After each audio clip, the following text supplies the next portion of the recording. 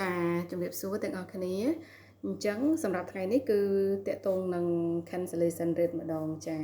cancellation rate ហ្នឹងគឺសំខាន់ពីព្រោះថាតកតងនឹងអ្នករកចំណូល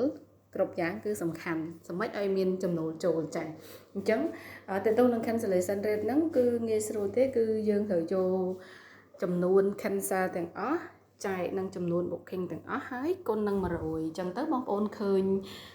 cancellation rate ដែរចាអញ្ចឹងបើសិនជាបងប្អូនចែកទៅឃើញ cancellation rate ហ្នឹងចន្លោះពី1ទៅ15%អញ្ចឹងមានន័យថា cancellation rate របស់បងប្អូនក៏វាស្ថិតនៅក្នុងលក្ខខណ្ឌមួយ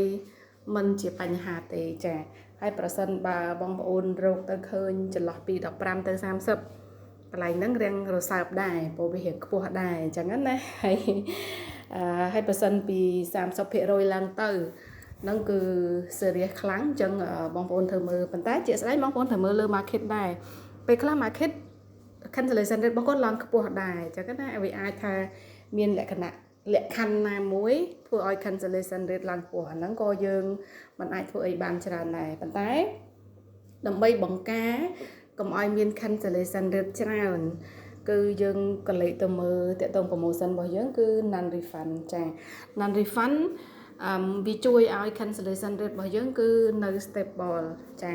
ហើយមួយទៀតបងប្អូនមើលតកតងនឹងpre email សិនទៅភ្ញៀវនៅពេលដែលយើងទទួលបាន reservation អញ្ចឹងយើងផ្ញើទៅគាត់ដើម្បី build relationship ចា